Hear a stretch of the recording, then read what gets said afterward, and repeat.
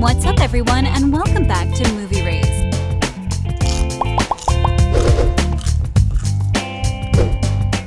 Dressed in clothes that probably cost more than most houses, and dripping with jewelry that is 1 in a million, that is what separates the Crazy Rich Asians from everyone else in the first movie.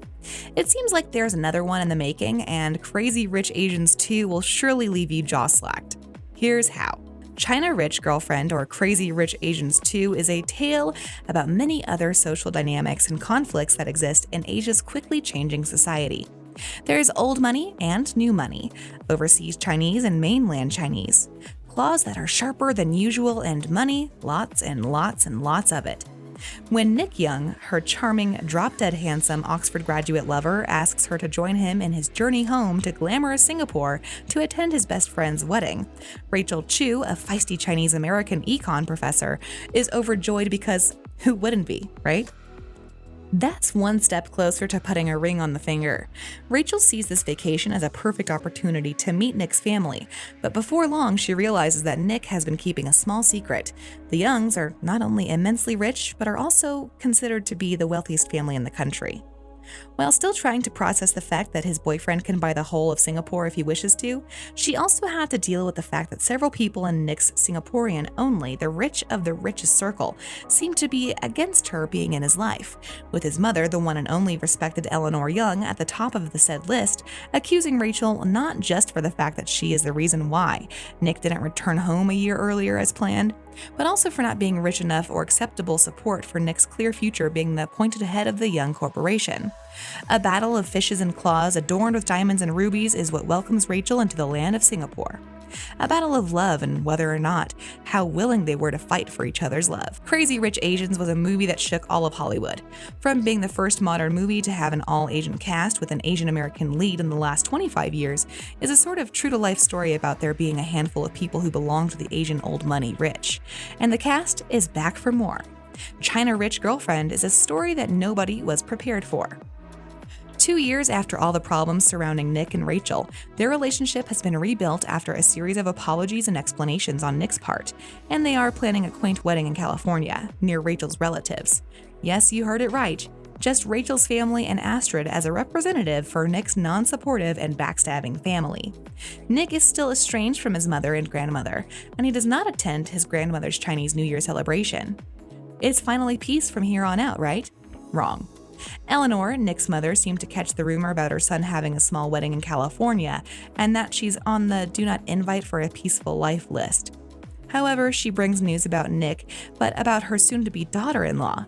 She interrupts Rachel and Nick's wedding rehearsal to smash that like button, just like you should if you haven't done so already. But no, in all seriousness, the interruption was to bring Rachel the news that she has found her long-lost father, and that she has a way to reconnect him with Rachel and her mother.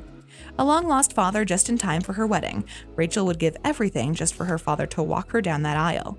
When Eleanor decides she approves of Nick and Rachel's marriage, Nick is concerned and questions why she is changing her mind. He thinks no person can change their stand that quickly. She admits that it wasn't simply because Rachel now mixes with China's rich elite, which is still part of the reason, but also because Eleanor was attempting to shield both him and Rachel from Su Yi's fury, the grandmother that everyone worships and is scared of. Years ago, she faced life as Su Yi's disapproved daughter-in-law as a result of Philip's love marriage to her. That, or the fact that his grandmother was dying and he needed Nick to be on Su Yi's best side, was aiming for when he decided to leave Singapore for good to follow Rachel. Learning the news of his finally found father, Rachel decided she wants to meet her absentee father, Bao Gowling, before the wedding. All was good for Rachel, or so she thought. She marries the love of her life and finally meets her father, who then asked to spend her honeymoon in Shanghai with his entire family. In this case, Rachel's family as well. However, it seems like the world brings no peace for this couple because the news about her husband's illegitimate daughter being in China enrages Bao Shoyin, who demands that Bao Gowling keep her away from her home. Rachel's half-brother, Carlton, is similarly forbidden from socializing with her but decides to meet her anyhow and rapidly grows close to her and Nick. He introduces her to his affluent socialite friend but kind of girlfriend, Colette Bing, Shanghai's it girl. On the other side of the story, Astrid finds herself confiding in Charlie Wu, her first love, more and more as her husband grows aloof and condescending. Michael is interviewed about his family by a magazine that named him Father of the Year after bragging about his successes and exhibiting his luxurious possessions. The publication then does research on Astrid Long and exposes details about her ancestry and riches. If you know anything about the old money rich, it's that they despise being in the spotlight. This then infuriates Astrid's family, and he is obliged to meet with her father, who nags him in front of the guy Michael is attempting to impress, another big shot in the tech world. The publications that talked about Michael, Astrid, or even their son Cassian are then withdrawn and removed from circulation, and Michael begins to suspect that his company's predicament is only thanks to the help of Astrid's father interference. But boy was he wrong. Charlie, the #1 from rags to riches tech world big shot, decided to invest in Michael's company without anyone knowing to make Astrid finally happy. This anonymity is quick to dissolve when Astrid soon understands that Charlie acquired the firm at a loss so that Michael would be more secure in the marriage. Astrid's battle between choosing the husband who changed because of money or the man who was right for her all along is messy, and if there's one thing Astrid is known for, it's for her being composed even in the messiest situation. The talk of the town in Crazy Rich Asian 1, Kitty Pong with her new social consultant, Karina Kotung, who is helping her in being a more respected socialite, are experiencing quite a problem.